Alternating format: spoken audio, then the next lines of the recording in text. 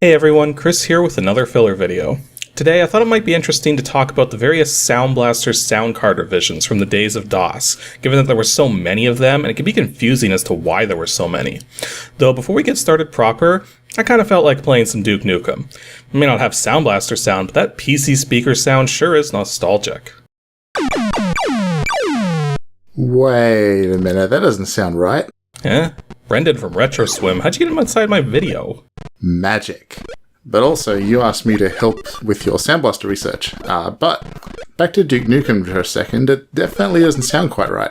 Are you sure about that? I mean, isn't the PC speaker pretty much just a square wave tone generator? How could DOSBox mess up emulating something that simple? Well, to give you an idea, here's a recording of what it sounds like on real hardware. Well, in that case, I'm glad I asked you to help with this one, because I never would have noticed something like that on my own accord.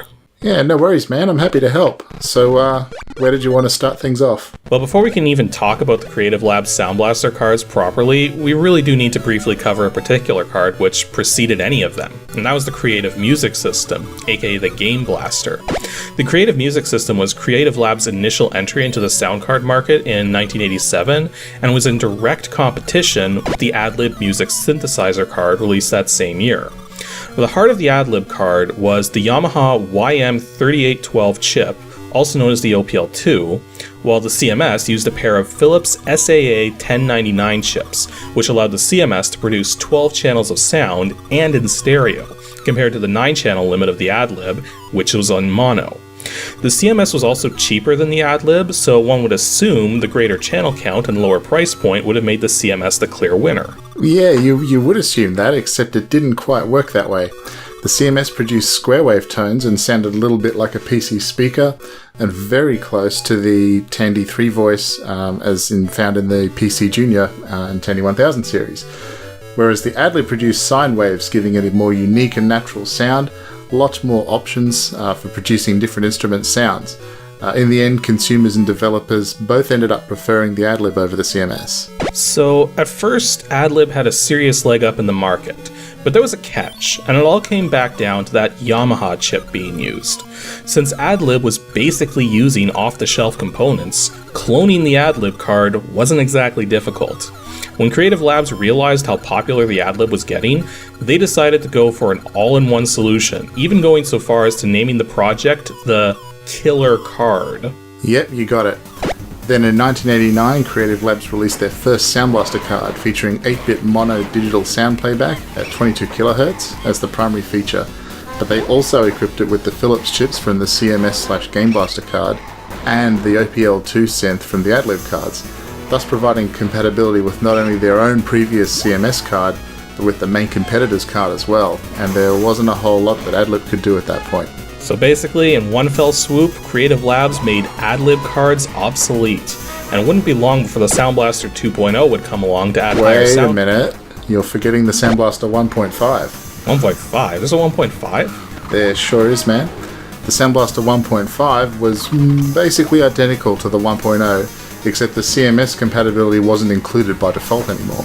Was it included? Wouldn't that have required making a whole new card? Actually, on the last revision of the Sound Blaster card, CT1350B, they socketed the Philips sound chips. It seems that they were gradually accepting the unpopularity of the CMS standard and might save money or be able to sell cheaper cards later on by leaving the Philips chips out.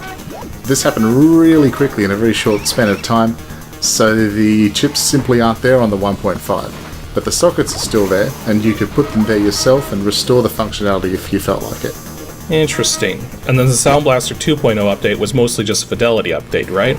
Yeah, mostly. It was actually meant to be a cost-reduced card, given that the Sound Blaster Pro came out around the same time.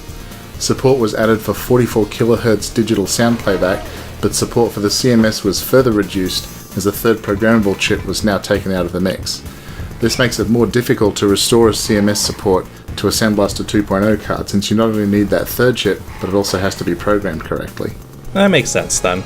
Yeah, the Sound Blaster Pro was the next card in the line, made to comply with Microsoft's multimedia PC standards of the time, including both a CD-ROM interface built in on the card itself, as well as stereo digitized sound output at 22 kHz, while still supporting 44 kHz playback in mono.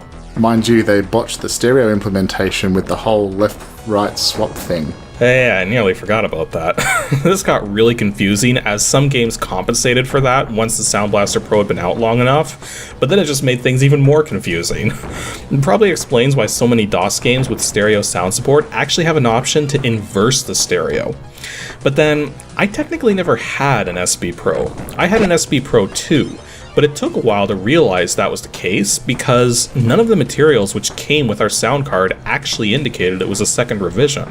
Yeah, well, the Pro wasn't around for very long before the Pro 2 landed, and they discontinued the Pro almost immediately following. And as I understand it, the only major difference between the Pro and Pro 2 is that the Pro had Dual OPL2 chips, while the Pro 2 utilized Yamaha's new YMF262 chip, also known as the OPL3.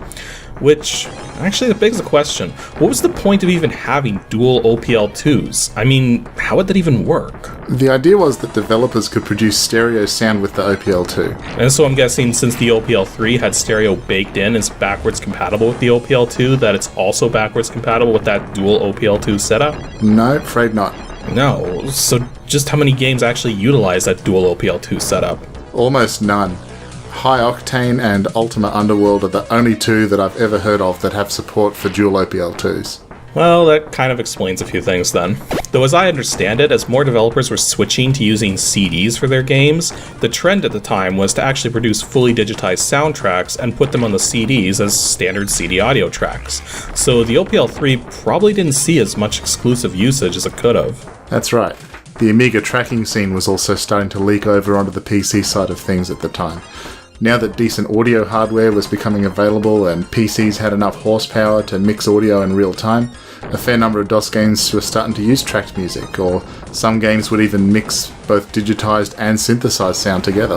And then came the Sound Blaster 16, which pretty much sealed AdLib's fate. I mean, AdLib was trying to come up with a product to compete with the Sound Blaster series of cards, but the rapid development of new Sound Blaster cards made it hard for AdLib to keep up. Not to mention there's evidence out there suggesting Yamaha may have been preferring to make chips for Creative Labs over AdLib. But either way you slice it, when AdLib finally got their Gold 1000 cards to market, despite having decent specs, they were simply too expensive for virtually the same feature set, and thus no one ever even really noticed they existed. Yeah, and I'm sure as most of you know, the 16 in Sound Blaster 16 means it can play 16-bit samples. It also supported 44 kHz sound playback both in mono and stereo, meaning quote-unquote CD quality audio was now a thing. It was also going to have wavetable support, but this would have made the card a lot bigger and a lot more expensive, and that was for a feature not everyone was going to want or need. So instead a Wave Blaster expansion was released, which could be plugged right onto the board. Now, here's a question which has always confused me. Why does the SB16 and other 16-bit sound cards require 2 DMA channels for producing 16-bit sound? I mean, you'd go into a setup program, set the SB16 up, and it would frequently ask for 2 DMAs, a low DMA and a high DMA. It doesn't actually use them simultaneously, but the DMA level it needs depends on whether it's sending 8-bit samples or 16-bit samples. As DMA 0 through 3 are for 8-bit transfers, DMA 4 through 7 are for 16-bit transfers. Okay, that makes sense. Now, following the release of the Sound Blaster 16 is when things start to get kinda weird. The next 2 sound cards were the Sound Blaster AW32 and the Sound Blaster AW64. But instead of the number in the name referring to the bit depth of the card's output, it instead referred to the polyphony of its brand new wavetable support. Polyphony being the number of voices which can be played back at a time. Actually, there was also a Sound Blaster 32, which was basically a cost-reduced version of the AW32, with its capabilities curtailed to some degree, including the omission of the Wave Blaster header for connecting a Wave Blaster, the omission of sample RAM, and some minor differences in the hardware which would affect the quality of the sound output. Wait a minute, the AW32 has a Wave Blaster header? That doesn't make a lot of sense. I mean, the SB32 and AW32 are both capable of wavetable output, right? Why would you need a Wave Blaster on top of that? I would say it has a lot to do with how the wavetable support on those cards worked. It's done through direct access to certain registers through the I/O channel, as opposed to going through a standard UART MIDI interface. So the wavetable support by default isn't MIDI compliant and needs special coding to be accessed. On the other hand, the Wave Blaster functions through the MIDI interface, so it provides a much simpler and more compatible interface. The SB32 also has no onboard RAM for loading custom sound fonts. No wonder I never heard of the SB32. I imagine people would have preferred an AW32 alone, or just upgrading the SB16 they already had with a Wave Blaster, as opposed to not only having to buy an SB32, but also having to buy RAM for it. Yeah, pretty much.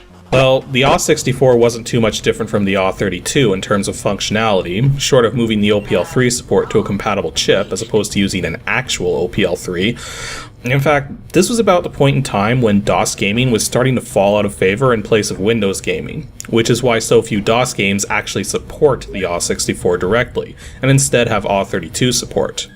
A part of this too was that, to save on cost, sound cards were now starting to come out using the PCI bus motherboards were being equipped with, as opposed to the ISA bus, which reigned supreme for so long. I think as well as the cost reduction, ISA was being phased out and Creative needed a way forward.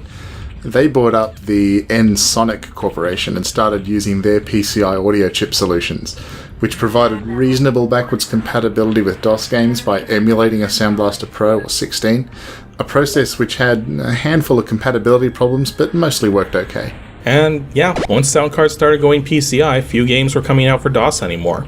Since then, sound cards have become less and less necessary, as motherboard manufacturers were adding audio solutions directly onto their motherboards, and for the most part, these solutions were good enough for the average person, with only professionals or enthusiasts demanding even higher quality.